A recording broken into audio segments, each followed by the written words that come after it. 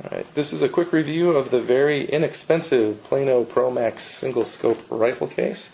I say inexpensive because it's cheap, frankly. It's a hard case, but it only costs about $20 on Amazon right now. This isn't the case that you would buy to hook up to your four-wheeler and go bashing around in the woods and take it out to hunt, but it is a good case for putting it into your truck and taking it to the range, or for storing your rifle in a closet. Alright, let's start by reviewing the outside of this case.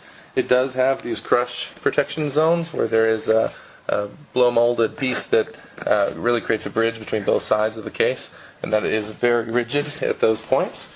But at other places, like the center of this case, there isn't a lot of protection here, so if you were to press on it, you can probably see that it's bending in the video there, because it is fairly thin and flexible plastic. And the entire thing is made of plastic, so there's no metal reinforced hinge or anything of that nature.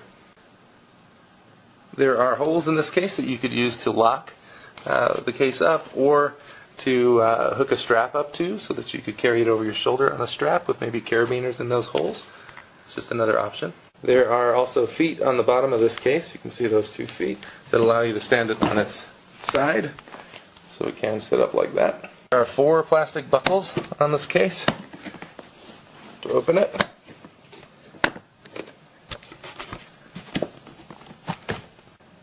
Alright, this is the case opened up with a Crosman 22 caliber nitro venom and a handgun, actually, kind of a long handgun, along with some pellets that I use for that particular gun.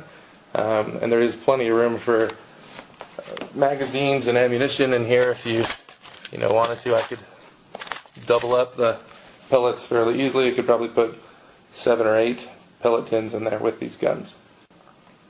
Alright, so I threw a tape measure in there so you could see the size of these guys. So my rifle is about 45 inches long, and there's approximately 52 inches of space lengthwise from end to end inside of this case.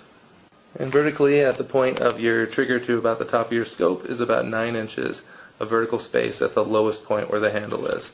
So there's a little bit more space further back. Do you want to show you the thickness of the plastic and how flexible it really is? Because when I twist it, and I'm putting pretty good force on this, it is moving around because I'm twisting it around. So it is fairly pliable material.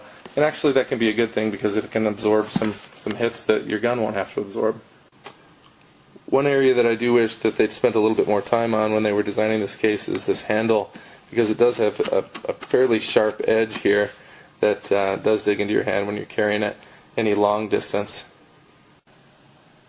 So the foam in this case is not glued down, and it is fairly thin. So if you look at that, you can see it's not the thickest stuff, but it does do a good job of holding in the gun and keeping it from sliding around. So if you look at, like here, you can tell that when I carried it out here that it didn't slide down and press into these. It is supported inside of the case by the foam. Alright, if you're concerned that there's not enough padding in this case for you, you can always man up and go to the fabric store and pick up some of this foam batting, I think they called it. This is 1/2 inch thick foam, and you could layer it up in the places that you want it to be thicker and add a little bit more protection to your gun. Alright, so I laid the batting out with a straight edge along the bottom, and then I've got my magic marker here. I'm just going to go through and draw on everything that needs to be cut, and then use those scissors to cut it out. Let's get started.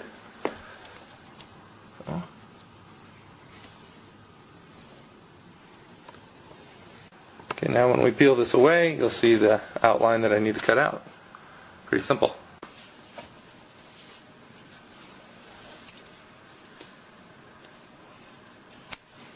Certainly doesn't need to be perfect, it's close.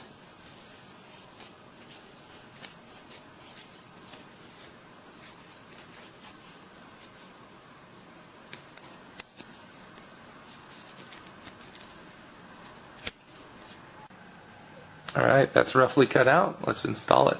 Alright, that's the foam installed. Then we can throw the original foam over top of that.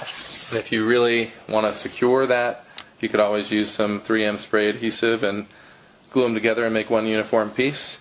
I will probably go through and punch a little hole in the batting below this where the trigger lock hits it, just to give it a little bit more relief in those spots, so it's not under quite so much pressure in just little pinpoint areas. But It's just an idea. You don't need to do that, but if you're not happy with the foam that comes with it and you want to create a little bit more beefy case for very little money, it's certainly a quick and easy way to do it.